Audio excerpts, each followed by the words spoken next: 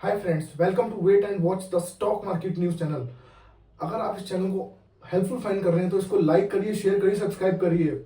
इस चैनल पे आपको स्टॉक मार्केट सारी रिलेटेड वीडियोस मिलेंगी। तो आज की खबरें जो आई हैं इंडिया, उसके बारे में बात करते हैं। इंडिया और चाइना से दो खबरें निकल के आ रही हैं।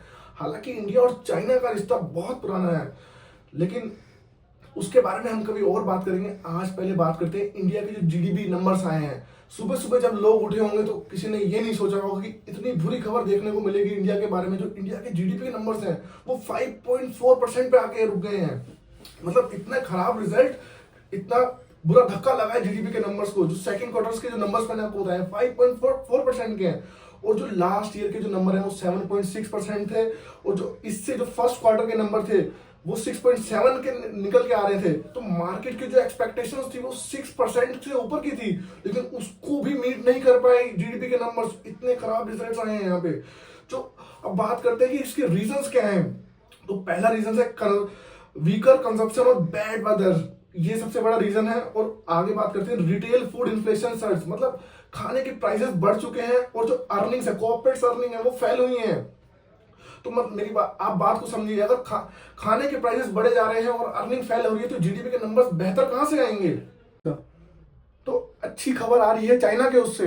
तो कल न्यूज आई थी world largest gold reserve 83 billion worth के डिस्कवर हुए चाइना के अंदर। तो बहुत बढ़िया खबर आ रही है चाइना के लिए।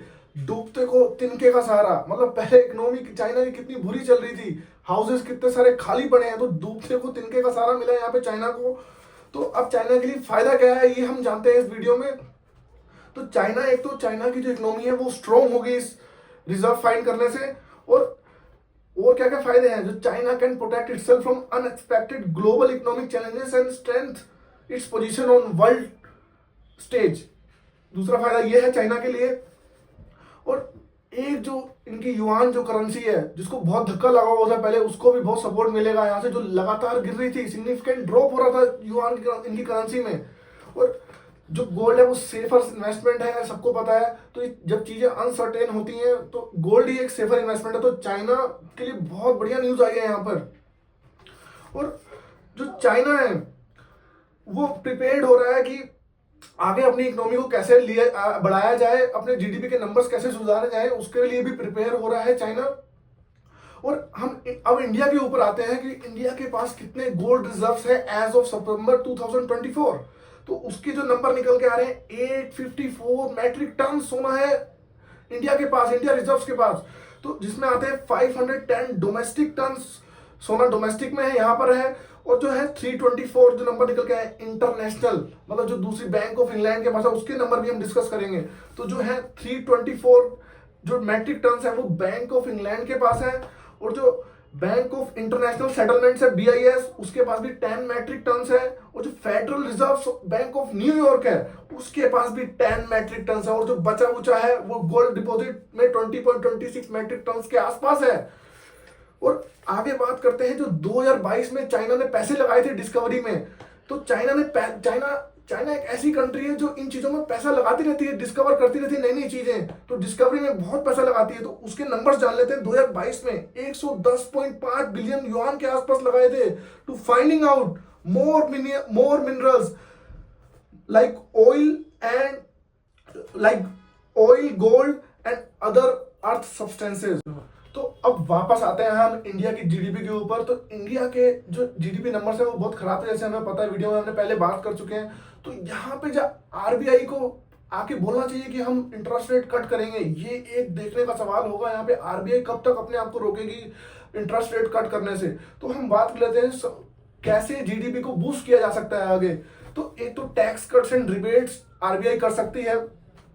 तो इससे फायदा क्या होगा, this major puts more money in the hands of consumer, मतलब कंज्यूमर के पास ज्यादा पैसा आएगा, वो ज्यादा खर्च सकता है। इससे क्या होगा, बिजनेसमैन को ज्यादा प्रॉफिट होगा, मतलब जब बिक्री ज्यादा होगी तो प्रॉफिट ज्यादा होगा। तो एक चीज तो ये कर सकती है। और दूसरा इंक्रीज एक्सपोर्ट्स कर सकती है, diversification into textiles, electronics and footwear, मतलब एक्सपोर्ट्स को अपने बढ़ा सकती है इंडिया। और जो तीसरा है गवर्नमेंट एक्सपेंडिचर, जो खर्चा एक्सपेंडिचर जो खर्चा है गवर्नमेंट का, वो क्या इन चीजों में लगा सकती है जिससे जीडीपी बूस्ट हो सकती है। एक तो public goods and services such as educational, health care and infrastructure पे लगा सकती है। जो गवर्नमेंट ऑफ इंडिया है। और कटिंग इंटरेस्ट रेट से क्या फायदा होगा, हम इंटरेस्ट रेट्स के भी ऊपर आ जाते हैं कि क्या फायदा होगा जब इंटरेस्ट रेट कट होंगे इंडिया में। तो एक तो lower interest rates on savings, मतलब जब सेविंग अकाउंट पे ही कम इंटरेस्ट मिलेगा तो लोग क्या करेंगे, लेस इंटरेस्ट मिलेगा तो खर्चे ज्यादा करेंगे लोग। तो उस हिसाब से सोचना पड़ेगा कि आगे आरबीआई कब तक चुप रहेगी, कब तक, एक बहुत बड़ा सवाल है, कब तक आंखें बंद करेगी आरबीआई। यहाँ आरबीआई रेट कट करेगी नहीं करेगी, ये अगले क्वार्टर तक पता लग ही जाएगा। और lower interest rates on loans, जो मतलब अगर जो इंटरेस्ट रेट है जैसे अभी 9-10% के आसपास चल रहा है, कई कई बैंक्स 11-12 भी ऑफर करती हैं, तो अगर उनको थोड़ा गिराया जाएगा, आरबीआई थोड़ा कंट्रोल ले आके, मतलब आरबीआई थोड़ा डिक्रीज करे उसको आके, तो उससे क्या होगा, बोरोइंग ज्यादा होगी देश में और स्पेंडिंग भी ज्यादा होगी। तो एक चीज का ये फायदा हो सकता है, अगर इंटरेस्ट रेट्स कब तक काटेगी आरबीआई, ये बहुत बड़ा सवाल है इकोनॉमी के लिए। और आगे बात करते हैं lower borrowing cost for business. अगर इंटरेस्ट रेट कटेंगे तो बिजनेसमैन ज्यादा लोन लेंगे, अपने आप को एक्सपेंड करेंगे, ज्यादा लोन लेंगे बैंक से, और एक्सपेंडिंग और नए इक्विपमेंट्स में और बिल्डिंग्स में ज्यादा पैसे लगाएंगे। तो आज की वीडियो समाप्त करते हैं इसी के साथ। और अगर आप इस वीडियो को लाइक और शेयर जरूर करिए अगर आप इस वीडियो को हेल्पफुल फाइल कर रहे हैं। Thanks for watching this video.